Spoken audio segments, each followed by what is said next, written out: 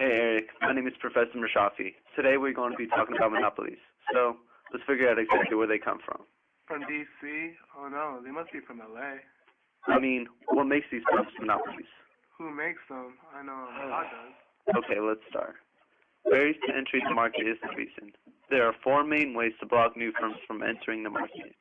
First, the government can block the entry of more than one firm in the market by implementing a patent, copyright, and public franchise.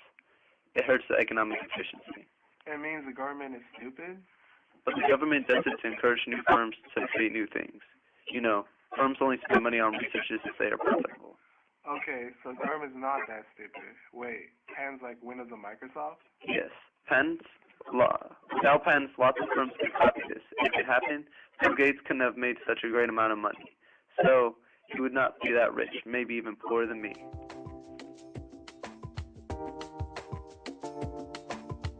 The OECD scoreboard tracks trends in science, technology, and industry to understand how innovation is evolving around the world.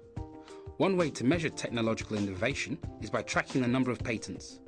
But are all patents being filed today truly innovations? The OECD has come up with a new way to measure patent quality. It compares patents granted by the European Patent Office over the past decade with those of the 1990s. The findings are worrying. Patent quality has declined by an average of 20% over that time frame. And this is the case in virtually every major economy, from Great Britain and France to the United States and Germany. In no country has patent quality improved, although the decline has been less marked in Korea. Studying patent quality in different technology sectors has allowed the OECD to identify leaders in particular technological fields. The UK, for example, produces patents in sectors such as semiconductors and environmental technologies that are above average in quality. And Korea has a competitive advantage in ICT-related innovations. Some patents filed are more valuable than others and will lead to major inventions. Who's leading this global race? Between 1996 and 2000, about 70% of the top 1% of highly cited patents were from the United States, Germany, and Japan. 5 years later, that share had fallen to 60%, as the Nordic countries and the Asian powerhouses of China, India, and Korea have gained in importance. The EU is leading in clean energy technologies, representing nearly 40% of all filings by the late 2000s, followed by the US and Japan. In this area, China now ranks 8th worldwide.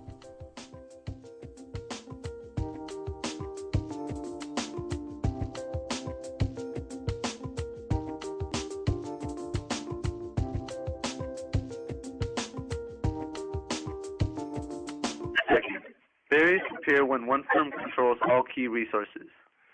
Like if I controlled all the oil, it must be crazy to try to compete with me in the gasoline market, right? If I had it, I would be the king of the world. Ha ha ha ha ha. Don't be so sad about that. But you're right. There were a lot of examples for it. The Aluminum Company of America controlled the aluminum market, and the Beers dominated the diamond market in their own way. They can do it by buying most of the resources supplied in the world. They're beautiful, they're sparkly, and oh so rare. Actually, they're not. They're quite common. But most people don't know that. No matter how you feel about them, you should know the diamond you shelled out for isn't worth nearly what you paid for it. And I'm not just talking about sticker price drop. Like when you drive off the lot with a new car, diamonds are overpriced long before they ever even reach the jewelers. De Beers, a privately owned British company, has been in business for almost 120 years and has a controlling international monopoly on diamonds. Bless their sparkly little hearts. They restrict the number and quality of diamonds sold worldwide. That creates something called artificial scarcity. And when there's fewer of something lots of people want, the amount you have to pay goes through the roof. That's why there's a 4-digit price tag. Come on, with a name like Princess Cut, you're shelling out. One of the most common places you'll see diamonds is in engagement rings. Why? Because without a diamond, it's just not an engagement ring, right? The association between rings and marriage goes back hundreds of years, but the necessity of putting a shiny little piece of heated compressed carbon in it, well, that dates all the way back to the 1940s. And you'll never guess whose idea that was. De Beers also helped set the standard for buying a ring worth at least 2 months' salary. Because nothing says I love you like slaving for 2 months to buy a rock that you should have been able to afford in 2 hours. It's like a piece of your life gone down the drain. Sometimes literally. Now don't go throwing away your jewelry. It's not worthless. Not yet. Actually, as long as De Beers keeps its stranglehold on the world market, it'll keep its value. But if they ever do start selling all the diamonds they dig up, you'll find your valuable gold ring has a near worthless gemstone stuck in it. You've heard De Beers propaganda before, but I'd like to add a slogan of my own.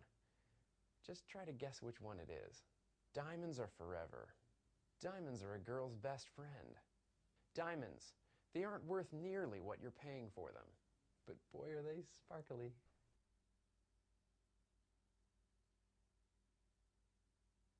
You take a bunch of carbon and a lot of heat and you cram it into one tiny little space, and then it's this dirty little rock that they dig up out of the ground, and then they chisel it to give it facets and try and make it pretty, and they shine it all up, and then they put it in a ring, and that gets you the girl. Start to finish, that's how it happens. Third, firms can be a natural monopoly if its economies of scale are so large, which means its long longevity cost falls as it increases the quantity of output it produces. If one of the firms expands its production dramatically, it will be able to offer this product at a lower price than the rest. With lower prices, all consumers will switch to use its good. I love lower prices.